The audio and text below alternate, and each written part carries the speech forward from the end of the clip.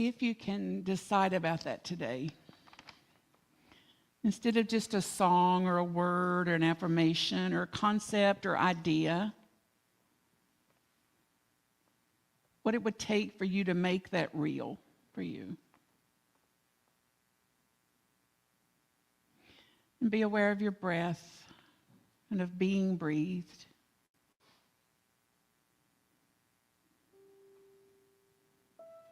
Surely something is breathing you.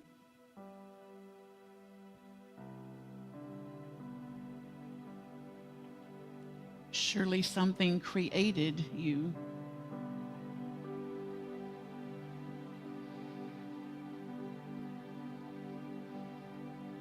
Surely something had an idea of you, exactly as you are.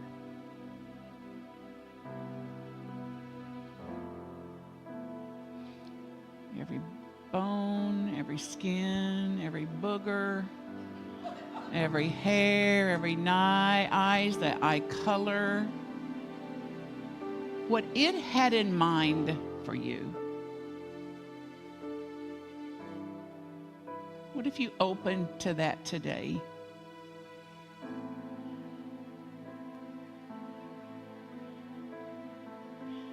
And think about, as we reflect this morning in meditation,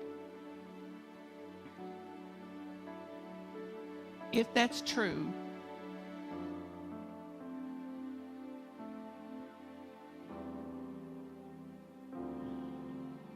what will be your impact on the world? So Jesus entering Jerusalem made a big impact, life-changing, world-changing. 2,000 years of impact, of change, from one day, one choice, one action.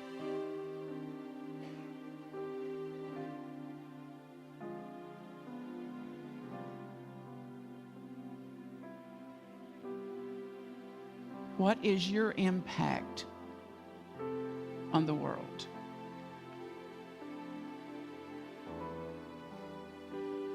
What impact do you desire to make in the world?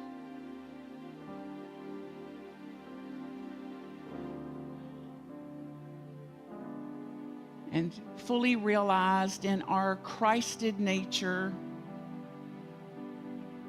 being breathed, expressed as God in form, God in flesh, the divine in form, the divine in flesh. Get a sense of what it would be like to feel that. And who you would be awake in this, aligned with this, atoned, in atonement, at one-ment with this. What would that be like? What would that feel like? How would you hold your body differently? What would you radiate from your heart energy, from your hands, your hugs, the tone?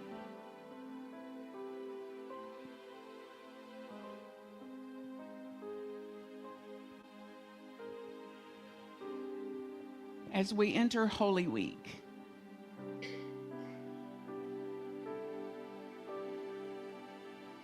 what would it be like to actually enter Holy Week? This day as holy.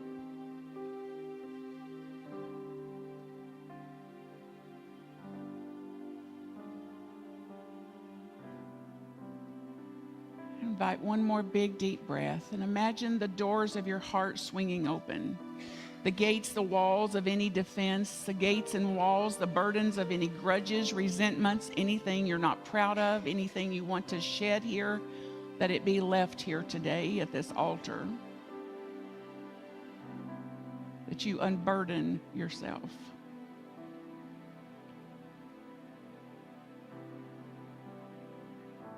That we move to resurrect.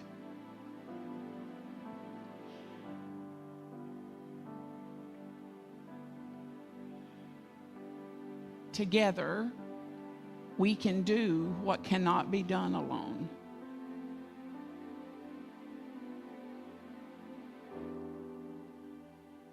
Together,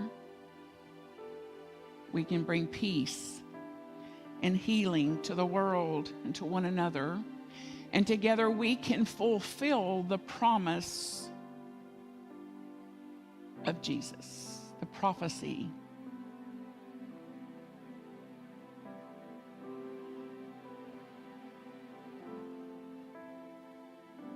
How would that look? So in silence, and aware of your own being, your own breath, your own heart, imagine.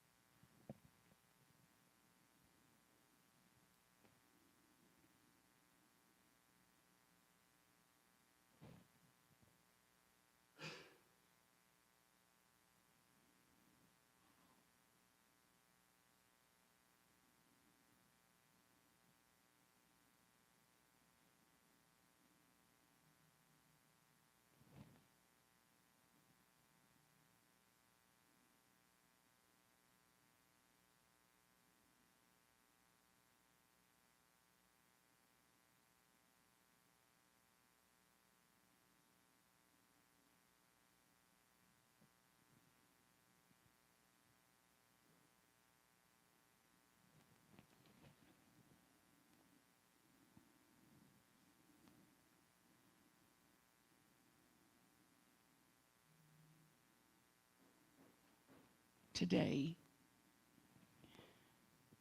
an awakening of the Christ consciousness within me. Today, an awakening of the Christ consciousness in humanity. So get a sense if we look for this. If we look for this, we look for this in others. If we look for this in ourselves, that we have our own Easter egg hunt. We're looking for the golden egg of humanity and shifting out of this injustice collection and being injustice collectors to let me see something new. Let me awaken to the soul of humanity, to the Christ consciousness of humanity, and certainly awakening and living from and letting the Christ consciousness within me lead. Lead. And when I'm not able to pause, to pray, and to presence myself before I proceed.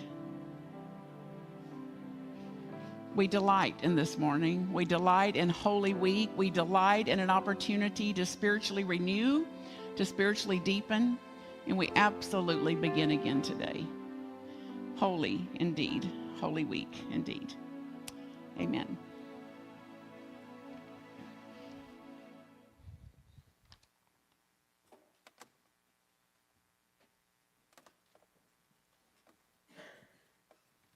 I almost got choked up. Like, I can't get choked up. I got to sing. Beautiful. You walked us through like this sense of forgiveness for others and for ourselves. And the beauty of part that is that it was together. You put us all together to do that. So it gives you more strength. Thank you.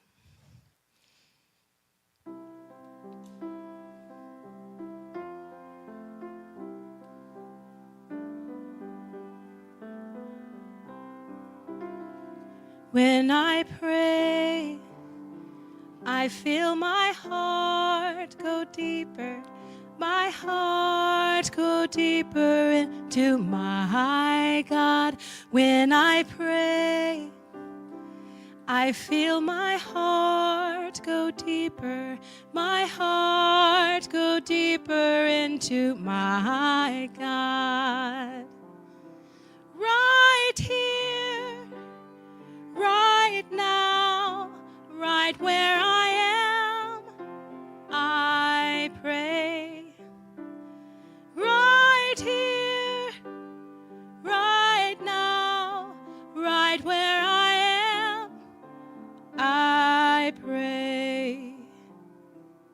When I pray, I feel my soul go deeper, my soul go deeper into my God.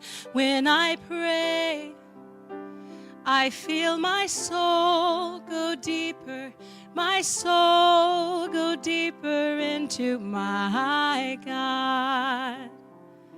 Right here, right now, right where I am, I pray. Right here, right now, right where I am, I pray. When I pray, I feel my love go deeper, my love go deeper into my God. When I pray, I feel my love go deeper, my love go deeper into my God. Right here, right now, right where I stand, I pray. Right here, right now, right where I am, I pray. When I pray, I feel my heart go deeper, my heart go deeper into my God. Thank you. We match. Thank you. Wonderful, precious. Well, that completes the service. Everybody can go golf or whatever we need to do. So think about it. Just pause for a minute. Yesterday it was such a lovely day. How many of you were here yesterday? Do you realize how many you served in the neighborhood too? And the excitement of these folks when they drove up. And I was very excited because I didn't have to work. It was all done when I got here. And oh, the temptation to tell everybody how it ought to be done. Can anybody relate? Anybody relate? It's like, I know who you are. Go ahead and raise your hand. And it's like, no, just a day of joy. Then I was asked to do the opening prayer. And it was like such an honor.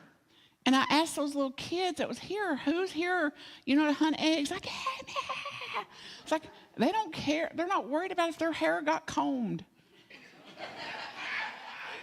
It's like, where's the eggs? It's like, if this can't teach us something, I don't know what could. Like, how much of this are we going to forget? And then I said, okay, let's open in prayer. So let me have, what would y'all pray for? Little kids, what would you pray for? Eggs. Yes, what else? Candy. Like, yes, you're in the right place. What else? And then it was like, waited. Yes, money. I just waited a minute. Like, what else? And this little kid said, my grandpa. My grandpa. Won't you just take a second and pray for somebody right now? Who comes to mind? Sister, brother, grandpa, neighbor, somebody you haven't seen in a long time. Send them out a little prayer. Like, if energy is true and quantum physics is true, they know. They'll know. They'll get a feeling about it. Then I said, what else? And this little kid went, Jesus. Like, let's pray for Jesus, but let's pray that we become more like that. How about that? What would it be like if we quit talking about not quit talking about Jesus, but let's do something besides talk about Jesus for the next 2,000 years and actually do what Jesus encouraged us to do and invited us to do and charged us with, to be this in the world. This, you go and be this in the world, instead of using that life and riding on the coattails of that for the next 2,000 years. So how would that be? So as I thought about this, and there's going to be a presentation at the end of today, with some of the youth will be up here to do a little joy song for us. So I'll start our joy here now and invite you when they're up here to hold a space for them, because this is what 9-year-olds that are scared will still do. I'm scared and I'll still do it. So what would that look like for you? Something that you're a little scared to do? If you just went, hey, I'm scared, I'm named the ghost, I'm scared, and I'm going to do that. It's a little nerve-wracking, actually. And I'm going to do it anyway, because I've got to be this in the world. I can't keep waiting on this. So when I ask about what this morning was about, what Palm Sunday is about, and I thought, I went back and listened to what I have been saying for 20 years now about Palm Sunday. Almost every Palm Sunday for 20 years, I've done a presentation of some sort. And I went, okay, what is Palm Sunday actually about? So how would you answer it? What is Palm Sunday, the beginning of Holy Week, actually about? And what came was holy shift. Holy shift, a holy shift. Now, feel free to use this all week. When somebody cuts you off in traffic.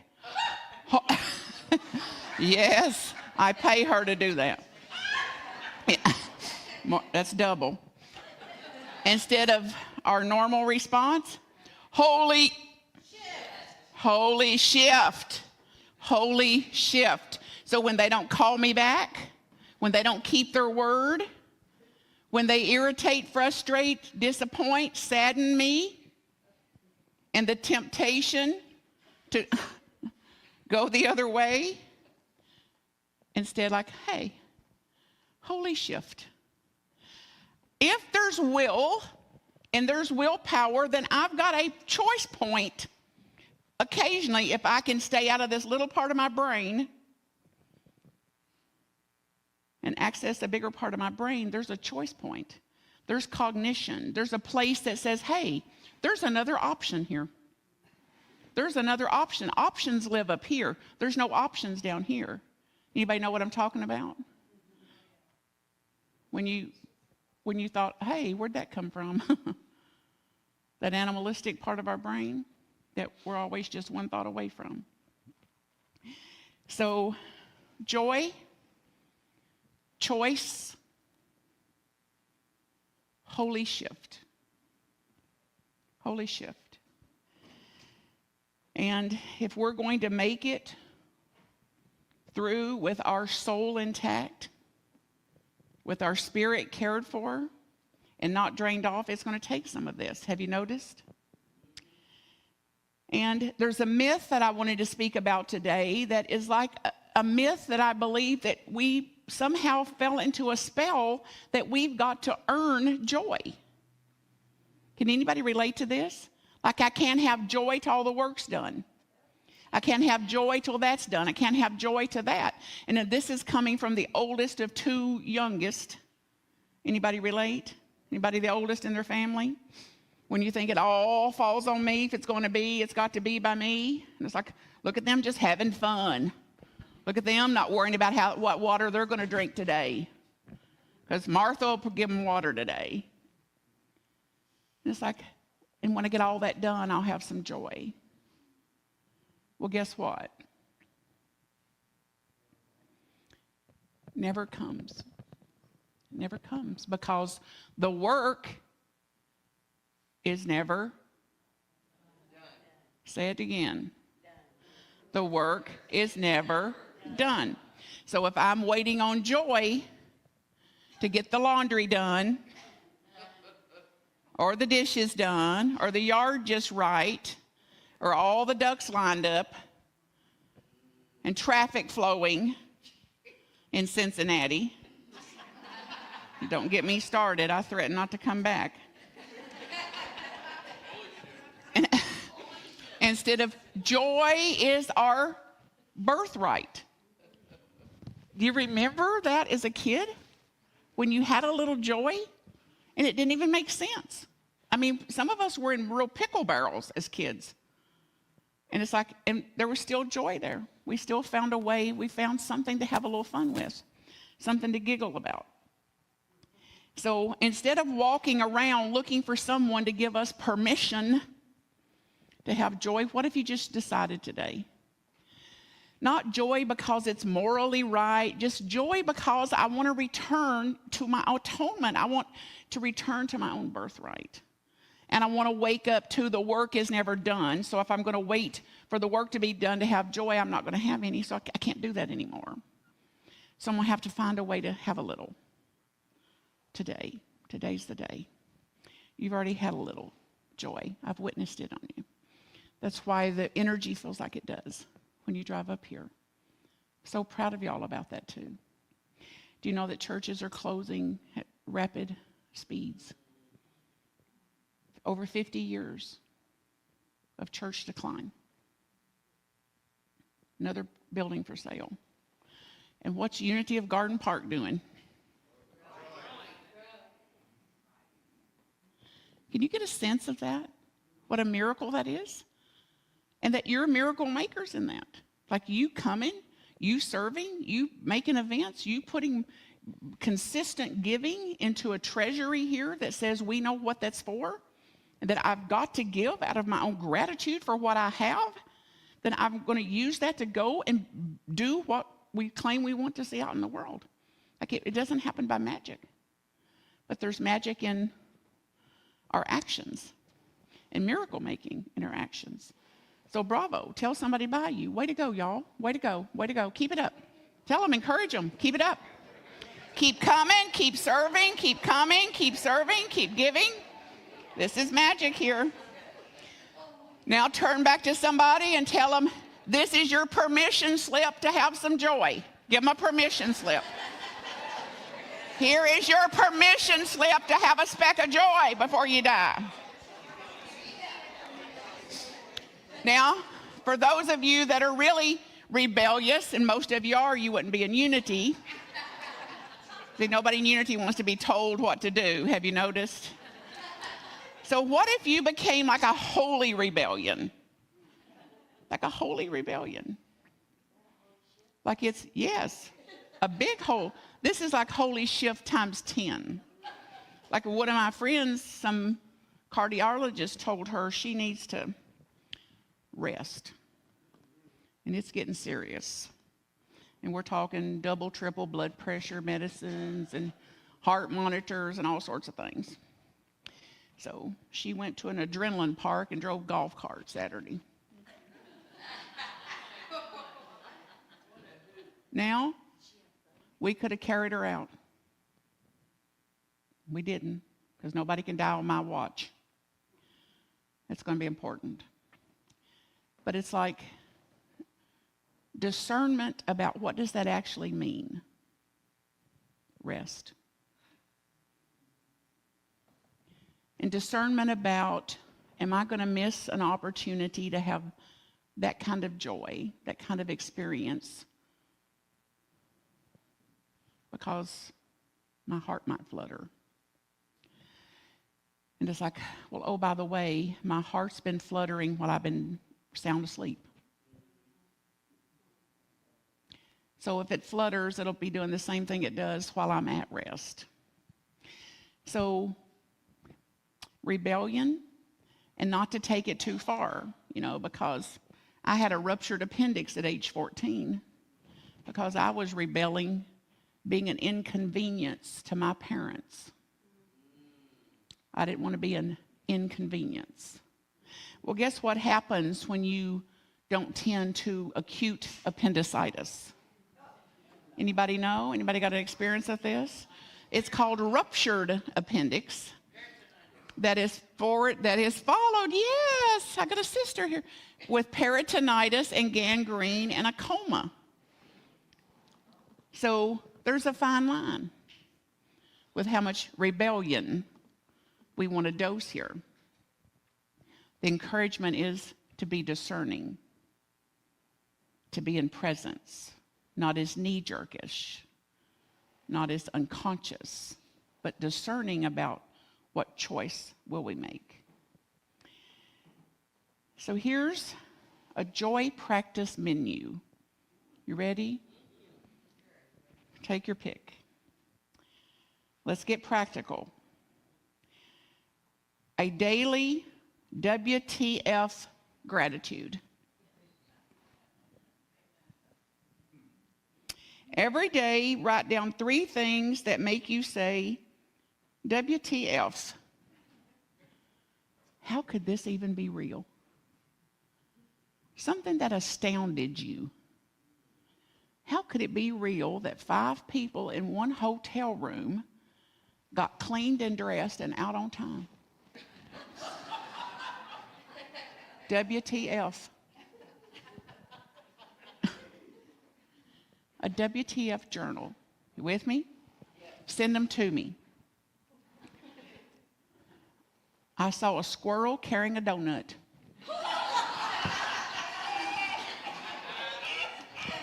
WTF. Yep. Maybe the smell of rain. The smell of rain. It may be yesterday, right out there on that fence, those little red buds had grown all the way down one limb, like somebody had stuck them on there like decals. WTF.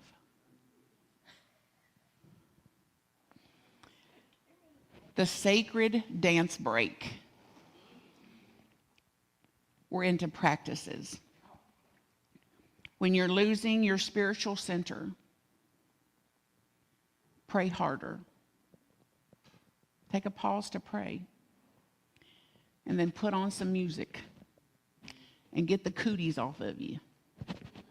Like loosen some of that up to say, if praying can shift it, I'm good to go. And if praying can't, anybody relate to this? Like some of my deepest spiritual practices were shy this year. I had to do some things I have not done because the things I had always done was not working quick enough and effective enough for me. So I had to dial up spiritual practice, which is where spiritual deepening comes from.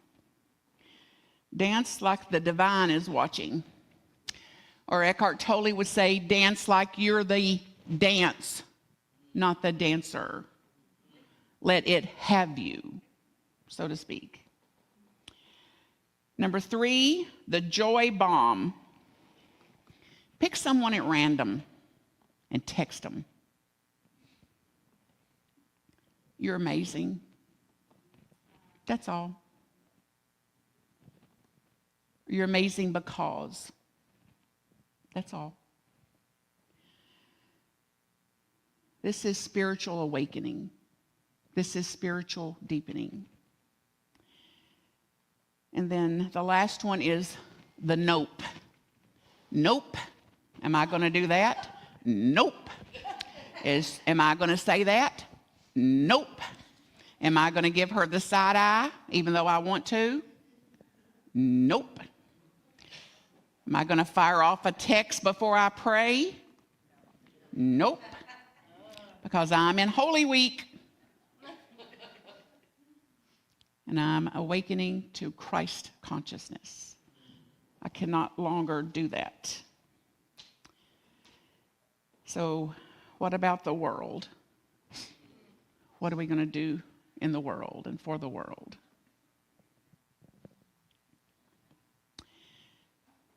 So here's your invitation. We got some practices. We got some pattern interrupting to do.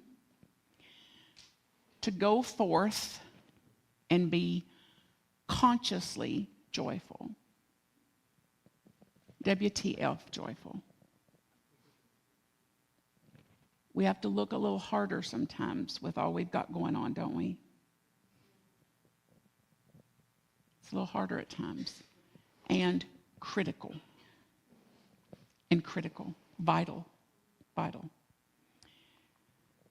Be willing to annoy people with your light. Like, do not invite her. She is filled with joy. It's like, well, yeah, don't invite me because I couldn't be able to stand you. So just be a little willing to be at least slightly annoying with joy. Notice the sunset. Notice a tree blooming. Anything that'll raise the vibe. Tip a little extra. You know why. You know the feeling of that. And be generous with joy. Like there's no shortage. Like it doesn't cost a doggone thing. To be a little heavier on our doses of joy. So think about it then. And going out, Anne Lamott says it as joy is carbonated goodness. Like effervescent goodness. So think about it in terms like that. Most of us like bubbly things. And this is not, though, to bypass any grief or loss or sadness that you have. That it includes that too. So don't do a disservice to yourself, an abandonment of yourself, or rejection of yourself if you're having those intense feelings of sadness or loss or grief. They're there too. That's part of our wholeness too. And how to be with them, care for them, and to have some joy to bring a little balance to it. So would you say that with me? This is Holy Week. This is Holy Week. And I'm going to act like it's Holy Week. And I'm going to make it a Holy Week. And I'm going to do it on purpose. I'm going to do it spiritually awake. I'm going to do it spiritually determined. And absolutely grounded in what I know to be true. Let the Holy Week begin. Love to you all. Mwah.